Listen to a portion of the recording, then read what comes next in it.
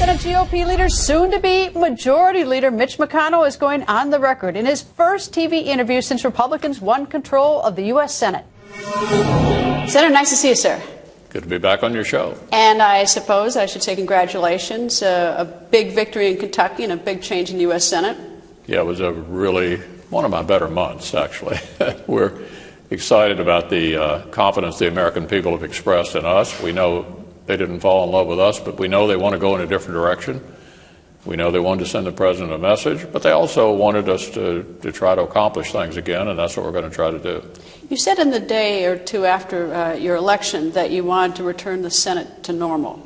Yeah. What does that mean? What's normal? Well, you know, that's kind of lost on the general public, but the Senate sort of frequently didn't vote anymore for the last 4 years, and the reason for that was the president figured he got all the legislation he wanted the first 2 years, and after that he wanted to be left alone.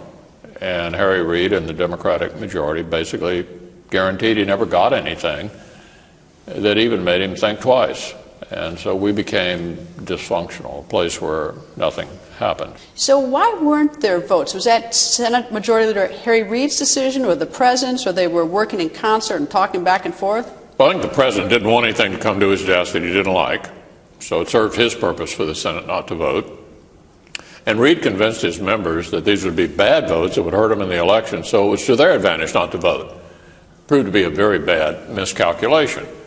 For example, the Democratic senator in Alaska running for re-election at the end of a first term, been here 6 years, never had a roll call vote on anything he offered in 6 years.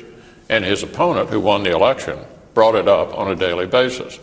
So I think it was bad election strategy, served the president's purposes because he never got anything on his desk that he was uncomfortable with.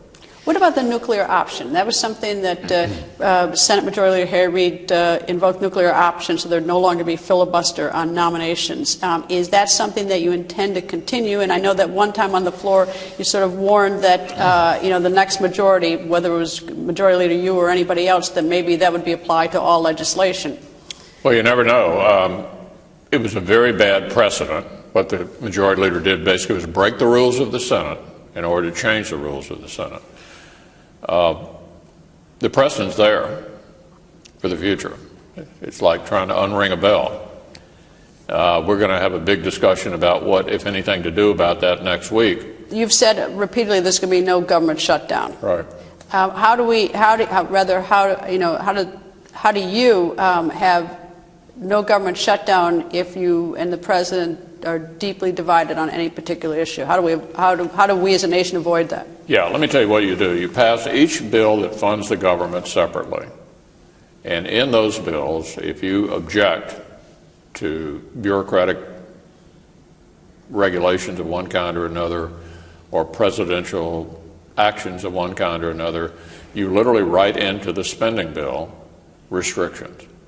But if you do each bill separately, you take away from the president the argument that you're shutting down the government. Because if he vetoes a particular bill, you haven't shut down the government. You may have entered into an argument about a portion of the government and its activities, but you haven't brought the whole government to a halt. In recent years, with Democrats in control in the Senate, we haven't passed individual appropriation bills. So we've ended up balling them all up into one big bill, which gives the president all the power to make the argument that you're shutting down the government. So this is the way process impacts argument. What we intend to do next year is to pass each of the 12 bills that fund the government separately, put them on his desk separately, and in each of them where there's bureaucratic overreach, we will be writing into the bills what's called riders that restrict the activity. Now, he may veto the bill, but if he does, it doesn't have cataclysmic impact all across the entire government. The Obamacare, Affordable Care Act, you have said, and others have said, that it's not going to be, the vote isn't there to repeal it. Is that correct? Well, we may have that vote. I don't think that there are 6 Democrats who are going to join 54 Republicans and pass it. That's just a prediction of the outcome. But there are pieces of it that are very, very unpopular. They eliminated the 40-hour work week, the individual insurance mandate, the medical device tax, the health insurance tax. And by the way, Greta, there's a case, you're a pretty good King lawyer. versus Burwell. Yeah, there's a case before the Supreme Court on the issue of whether or not states that did not set up exchanges are entitled to the subsidies under Obamacare. We'll find out what the Supreme Court says about that by June. If they decide the law means what it said, if the plain language of the law is in fact the law, then I think Congress is entirely back in the whole debate about the whole thing, which is empower us, to use a golfer term, to have a mulligan, a do-over on this whole issue.